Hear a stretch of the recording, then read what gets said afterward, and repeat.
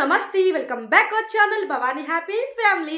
అందరూ ఎలా ఉన్నారండి? అందరూ బాగుండాలి, అందులో నేను ఉండాలి. సో భగవంతుడు అందరికీ ఆయుర ఆరోగ్యాలు ఇవ్వాలని మనస్ఫూర్తిగా అయితే కోరుకుంటున్నాను. ఈరోజు వీడియో ఏంటంటే కనుక ప్రెగ్నెన్సీ లేడీస్ మీ గురించే. సో మీరు ఒక ఆరోగ్యమైన బేబీకి అలాగే ఒక ఏంటంటే ఏమన్నా మనం ఒక బిడ్డకి మనం జన్మనిచ్చామంటే ఒక అద్భుతాన్ని భూమి మీదకి తీసుకొచ్చినట్టే కదా.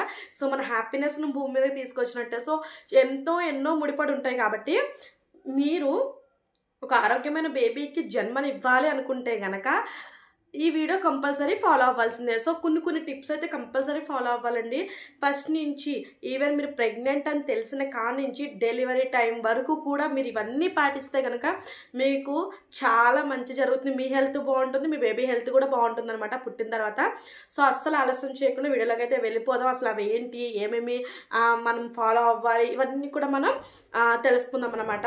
ఒకే వీడియోలో అన్ని డౌట్స్ క్లారిటీ అవుతాయి. సో నాకు తెలిసినవన్నీ నేను క్లారిటీ చేస్తాను. ఒకవేళ ఏమన్నా మర్చిపోతే కనుక కామెంట్ రూపంలో అడగండి, ఖచ్చితంగా నేను క్లారిటీ చేస్తాను అనమాట. సో మీకు ఇవన్నీ ఎలా తెలుసు అని అనుకుంటున్నారా? నేను ఒక 2 బిడ్డలకి జన్మనిచ్చిన తల్లిగా నేను అన్ని అనుభవించి వచ్చిన దాన్ని కాబట్టి నేను అన్ని ఎక్స్ప్లెయిన్ చేస్తున్నాను అనమాట. సో వీడియోలోకి అయితే వెళ్ళిపోదాం. ఫస్ట్ మీరు ప్రెగ్నెన్సీ అని తెలిసిన కాడి నుంచి మీరు మీ గురించి, మీ కడుపులో ఉన్న మీ బేబీ గురించి మాత్రమే ఆలోచించాలి. అంటే ఎప్పుడు కూడా మీ హ్యాపీనెస్ అనేది మీ బేబీతోనే ముడిపడి ఉంటుంది. కాబట్టి మీరు ఖచ్చితంగా మీ బేబీ గురించి ఆలోచించాలి. ఇంకా ఇతర విషయాలు ఏమీ వద్దు. సో ఫ్యామిలీ ప్రాబ్లమ్స్ గురించైనా ఏదైనా సరే పక్కన పెట్టాలి. స్ట్రెస్ అనేది అసలు ఉండకూడదు. అంటే కొన్ని మంది ఏమంటారంటే కనుక అసలు ప్రాబ్లమ్స్ లేకుండా ఎలా ఉంటుందండి ఫ్యామిలీలో అని అనుకుంటారు.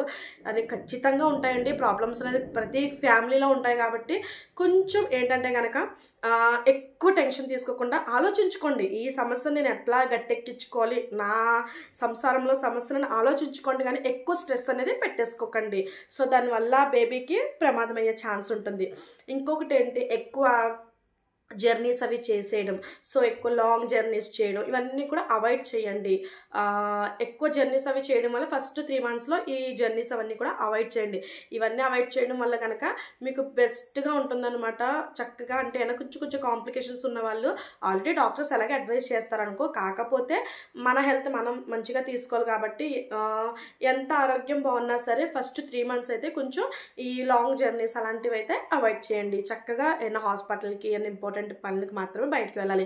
అలాగే చక్కగా మంచి ఫుడ్ అనేది తీసుకోవాలి. మీకు కాల్షియం, పొటాషియం, సో ఇవన్నీ కూడా అన్ని విటమిన్స్ కావాలి. సో అన్ని ఫైబర్స్ ఇవన్నీ కూడా మీకు కావాలి. కాబట్టి మంచి ఫుడ్ అనేది ఖచ్చితంగా తీసుకోండి. సో మంచి ఫుడ్ అంటే ఎలాగా, జంక్ ఫుడ్ అవి కాదు. మంచి ఫుడ్ అంటే లైక్ ఎట్లా మీరు ఇంట్లో చేసుకున్న ఫుడ్ అనమాట. సో మీరు ఎలా తీసుకుంటారు, ఒకరోజు పప్పు అయితే, ఒకరోజు అయితే గ్రీన్ లీఫ్ వెజిటేబుల్స్ తీసుకోవాలి. సో పాలు తాగాలి. అలాగే మీకు పాలు ఎక్కకపోతే ఒక డైలీ అన్న పాలు తాగండి. కొంచెం కాల్షియం అనేది ఉంటుంది అనమాట.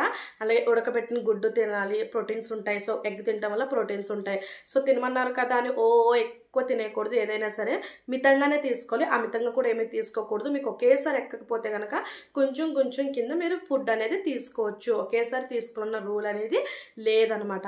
సో తర్వాత మెడిసిన్స్ అండి. మెడిసిన్స్ కూడా కంపల్సరీ మీరు మీ డాక్టర్ మీకు సజెస్ట్ చేసిన మెడిసిన్స్ అన్నీ కూడా మీరు కంపల్సరీ వేసుకోవాలి.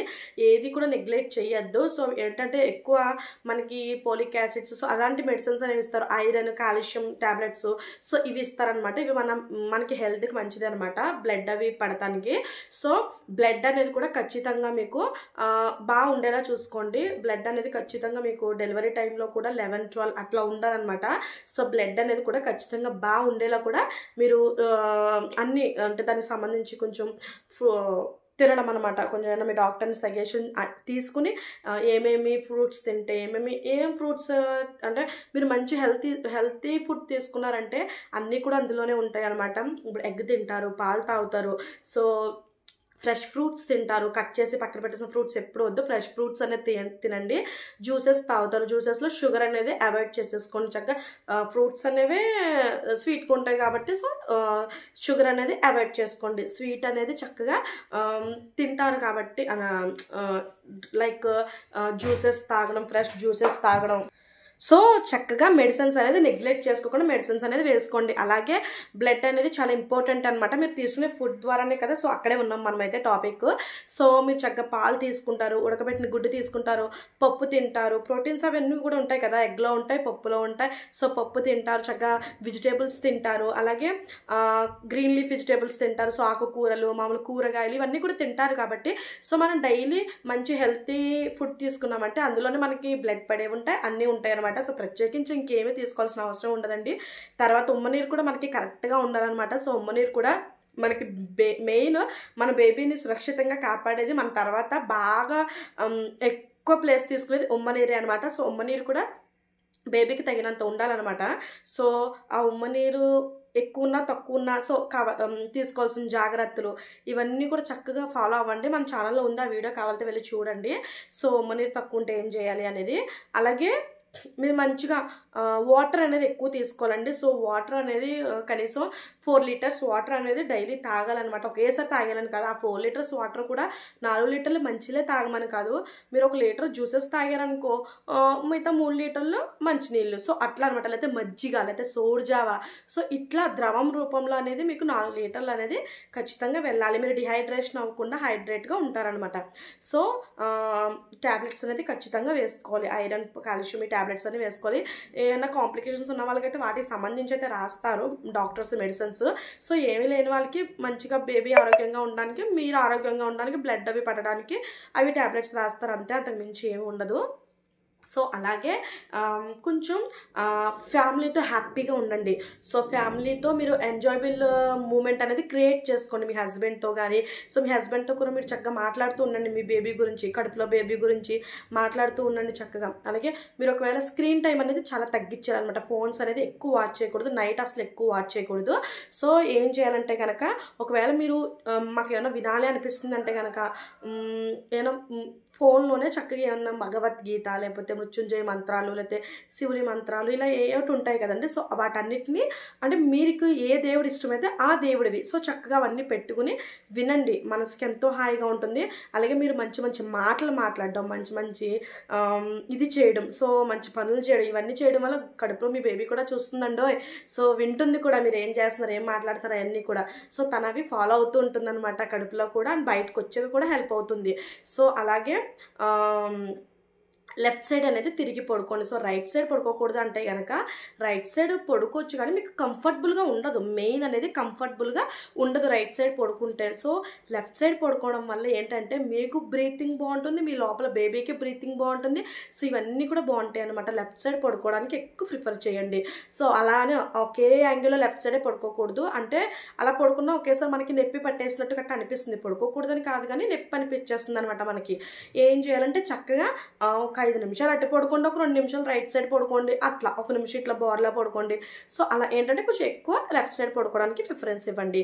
సో బయట ఫుడ్ అవి తినకూడదండి, బయట ఫుడ్ అవి కూడా తినకూడదు. ఒకవేళ మీరు ఏమైనా ఎండలో కానీ వానలో కానీ ఏమైనా బయటికి వెళ్ళాల్సి వస్తే కనుక ఖచ్చితంగా గొడుగు అనేది క్యారీ చేసుకోండి. అలాగే ఫుడ్ అనేది మీరైనా హాస్పిటల్ చెకప్స్కి వెళ్ళినా లేకపోతే ఎక్కడికైనా వెళ్ళాలి అనుకుంటే కనుక మీకు అక్కడ ఫుడ్ అనేది అవైలబుల్ ఉంటుంది కదా. సో బయట ఫుడ్ అనేది తినకూడదు కాబట్టి మీరు ఏం చేస్తారంటే ఇంట్లోనే చక్కగా మజ్జిగ కలుపుకుని ఒక బాటిల్లో పోసేసుకోండి. మజ్జిగ కలుపుకుని మజ్జిగ లేకపోతే ఫ్రూట్స్ అనేవి ఏమైనా ఇంటికా నుంచి పట్టుకెళ్ళిపోండి చక్కగా. సో పట్టుకెళ్ళిపోయి అక్కడ హాస్పిటల్లో ఒకవేళ మీకు లేట్ అవుతున్నా చెకప్స్కి అవి, లేకపోతే ఏమైనా బయటకు వెళ్ళినప్పుడు కొంచెం ఏమైనా మీకు అక్కడ లేట్ అవుతున్నా ఇవి మీకు తినడానికి ఉంటాయి అనమాట. హెల్ప్ఫుల్ చేస్తాయి అనమాట మీ టమ్మీ చక్కగా హ్యాపీగా ఉండడానికి. సో చూసారు కదండి, ఇన్ని అడ్వాంటేజెస్ అయితే ఇన్ని మనం చేసుకుంటే కనుక మన బేబీ అనేది చాలా హెల్తీగా ఉంటుంది. సో ఏం కాదండి, స్ట్రెస్ ఉండకూడదు, మంచి ఫుడ్ తీసుకోవాలి, అలానే ఎక్కువే తినేయకూడదు, చక్కగా కొంచెం కొంచెం అట్లా తీసుకుంటూ ఉండాలి. కొంచెం బయట జర్నీస్ అవి తగ్గించుకోవాలి, బయటికి వెళ్ళినప్పుడు కూడా తగిన జాగ్రత్తలు అనేవి తీసుకోవాలి.